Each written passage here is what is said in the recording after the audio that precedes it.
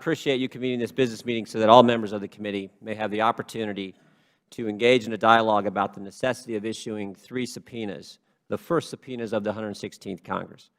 It shows me you meant what you said at our January organizational meeting when you committed to holding votes on subpoenas, and I appreciate you keeping this commitment.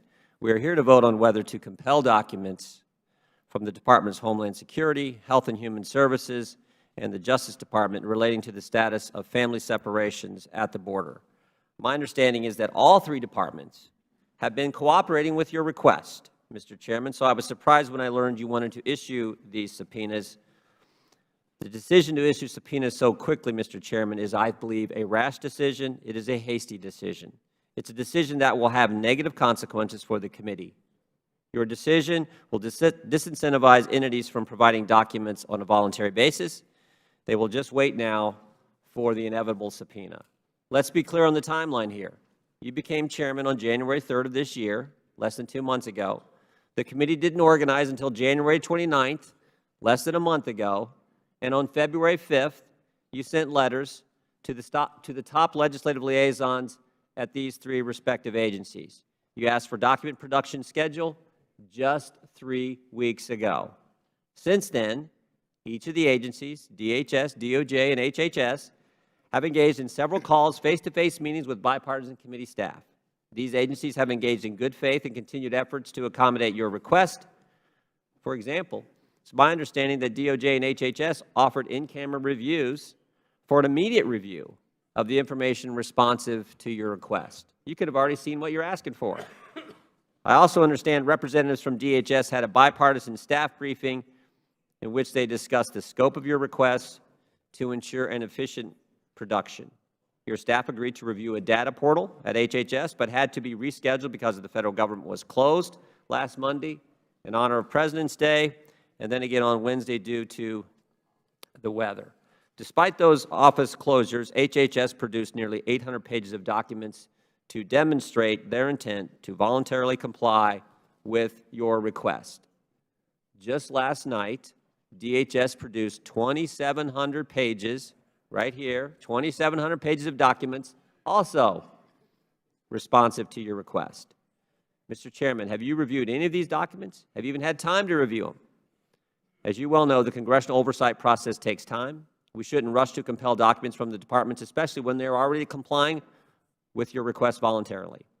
I worry the reason you are moving so fast here is because you are in a race. Looks to me the Democrats are eager to attack President Trump and this administration, and you didn't want to lay the groundwork. You just wanted to be first. Only a few weeks ago, the House Committee on Energy and Commerce held a hearing on this very topic. And in 10 minutes, 15 minutes, the House Judiciary Committee is having a hearing on the administration's family separation policy with department officials from all 3 of the agencies just next door planning to testify. If you'd like to go over for that hearing, Mr. Chairman, I got to go over for it. You're welcome to come. Why is it that you want to hastily issue subpoenas? Maybe you want to be the first committee to issue a subpoena against this administration. Why not have a hearing first? Why not reschedule the document production hearing you postponed from 2 weeks ago?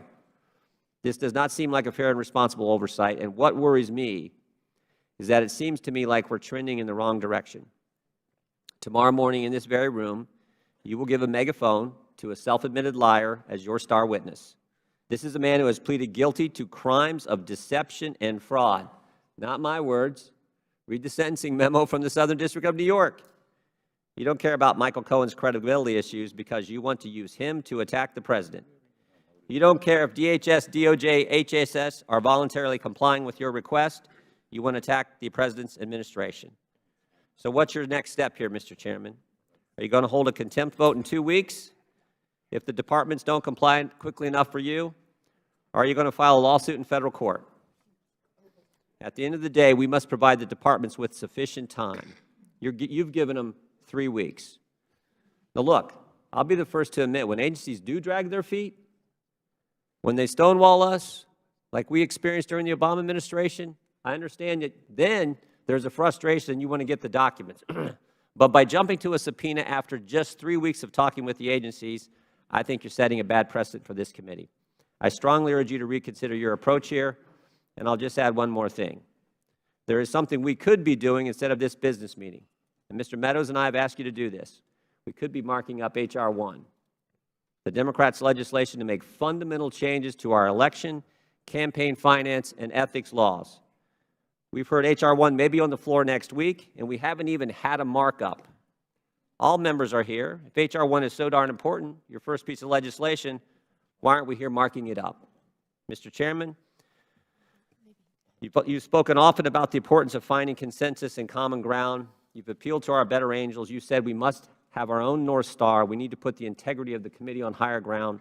The subpoenas you are pushing forward today, I think, are premature, counterproductive, and unnecessary. After all, these agencies are already complying with your requests voluntarily. If you insist on proceeding, I will urge our members to vote against this resolution.